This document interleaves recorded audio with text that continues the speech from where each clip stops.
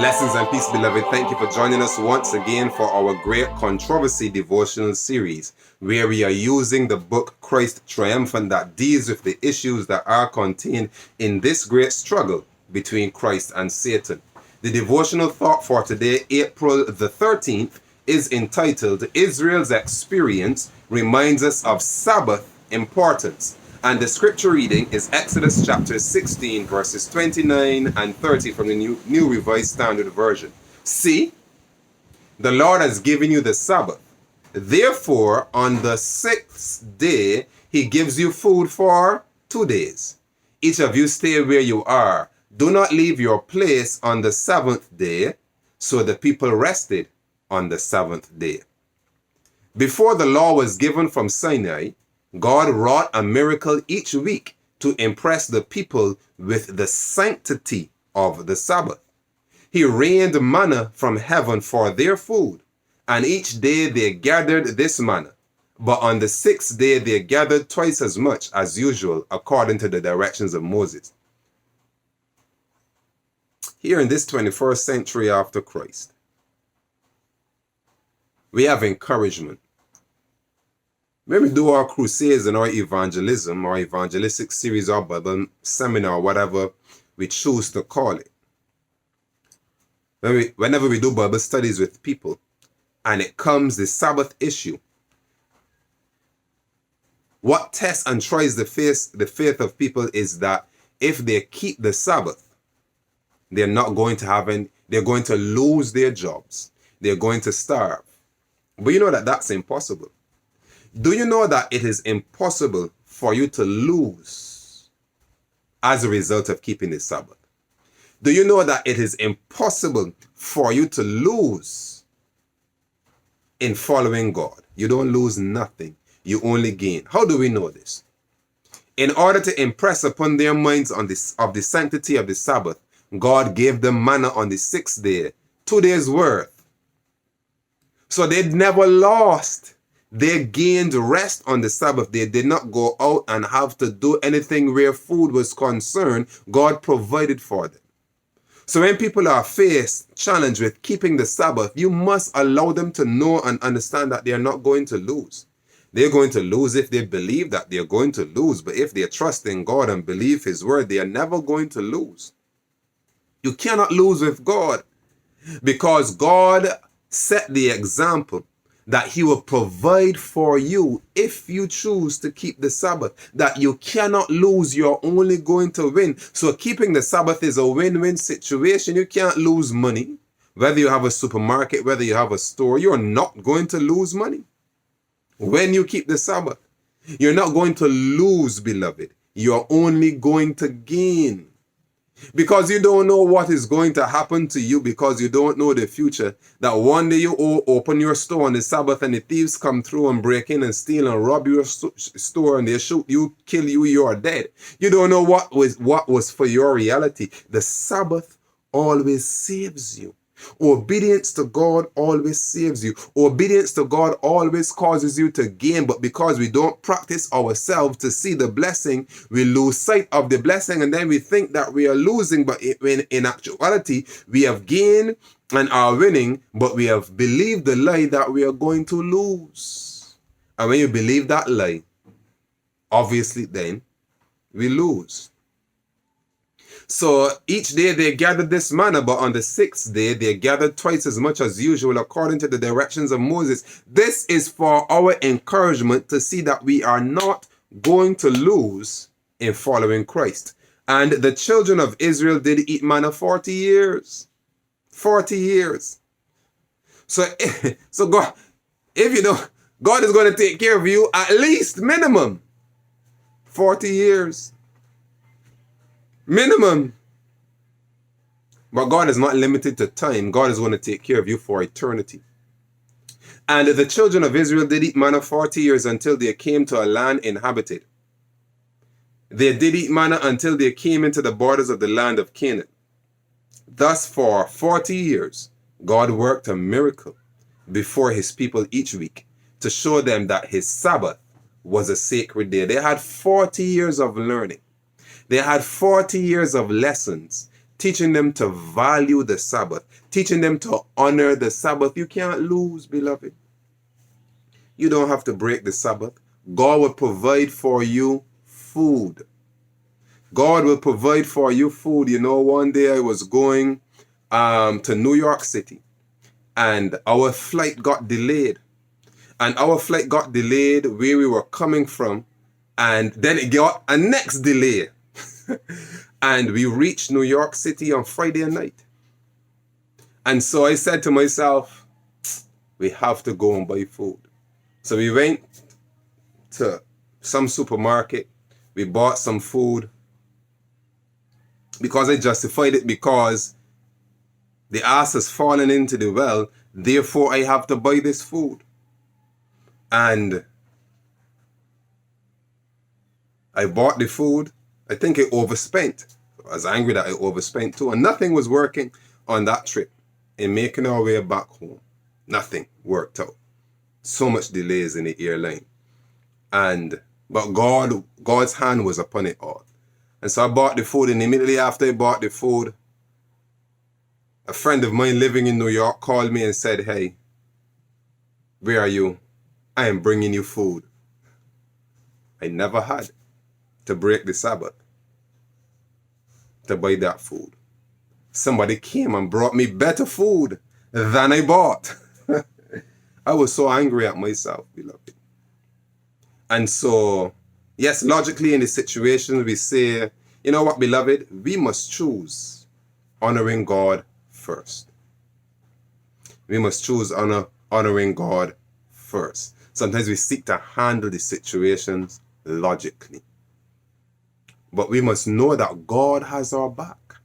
We must know that God will provide for us. We must know this, beloved. We must give that situation to God. Lord, this is what we need. This is what is necessary. I want to honor you. You handle the rest. I handle honoring you. You handle providing for me. This is the God that we serve. And the children, and so this is the lesson that we learn. 40 years God provided manna for them every single day, and twice on Friday, twice on preparation day. So the Israelites knew what day was the Sabbath. Up until the time of Christ, the Israelites knew what day was the Sabbath. Up until now, the Israelites, the Jews, still know which day is the Sabbath. It is ingrained within them. The Christian world does not define the Sabbath. Creation defined the Sabbath, and the Jews continued in that tradition of keeping the Sabbath in obedience to God's law, not in the name of tradition, but in obedience to God's law. And so the manna was not given on Monday, 1 month, or 1 week. The manna was not given on a Monday or Thursday or a Sunday or a Sabbath twice on those days for the preparation day. No, the manna was given every Friday, every preparation day, every single day, wherein God instructed them it was the Sabbath. So if you want to go and keep another Sabbath, you have the preparation day problem. You have the twice blessing, the double blessing on the day of the manna being bestowed upon the children of Israel on the preparation day. You have a problem. So the Sabbath is not a day, it is the Sabbath. And the children of Israel did eat manna 40 years until they came to a land inhabited. They did eat manna until they came unto the borders of the land of Canaan. Thus, for 40 years, God worked a miracle before his people each week to show them that his Sabbath was a sacred day. It was a sacred day. One individual day, which is the Sabbath. The Sabbath did not alternate on different days of the week. It was the same day. Every day they knew which day it was, because a double portion of manna, a double blessing came upon them. God directed that a tabernacle should be built where the Israelites during their wilderness journeying could worship him. Orders from heaven were given that this tabernacle should be built without delay. Because of the sacredness of the work and the need for haste, Some argued that the work on the tabernacle should be carried forward on the Sabbath, as well as on other days of the week. Christ heard these suggestions and saw that the people were in great danger of being ensnared by concluding that they would be justified in working on the Sabbath so that the tabernacle would be completed as quickly as possible. The word came to them, "Verily, my Sabbath ye shall keep." So working on the tabernacle was not as valuable as honoring the Sabbath.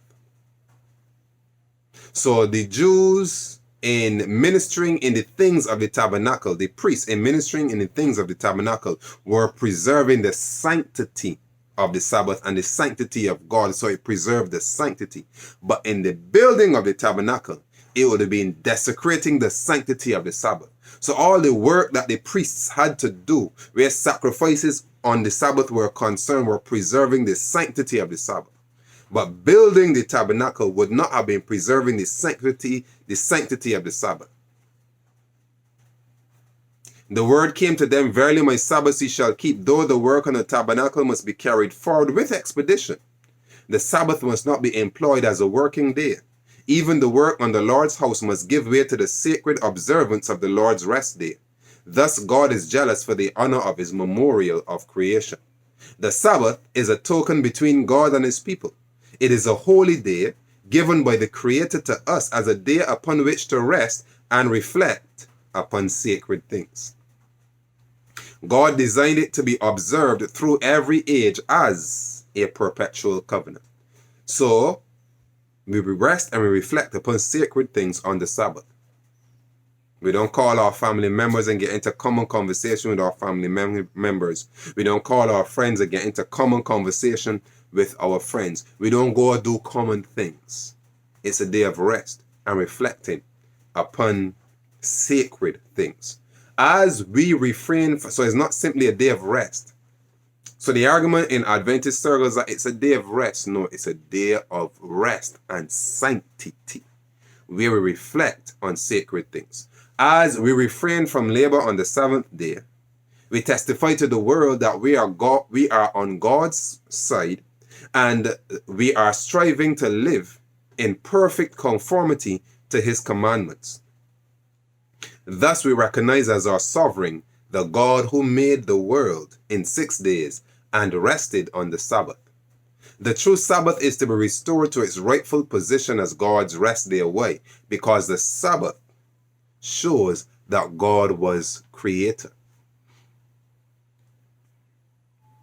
The Sabbath never showed that God was the Lord of the Jews. The Sabbath never showed that God was tired. The Sabbath is a memorial of creation. And as long as there is a creation, we will be keeping the Sabbath. So if there's no creation, there will not be no need to keep the Sabbath, because we are saying then that there is no creator. But if there's no creation, because there's no creator, then we are not having this conversation, are we? Sabbath shows that we have a creator who created creation. Sabbath is a memorial of God's creative power. Sabbath is a memorial that there is a creator. Sabbath reminds us that there is a creator, and this creator needs to be worshipped. Blessings and peace.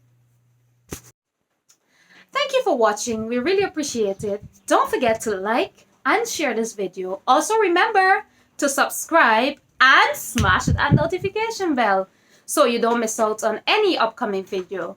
Also, you can support us at wordoflife.network/donate, or you can email us for any information on messengersofthecovenant@gmail.com.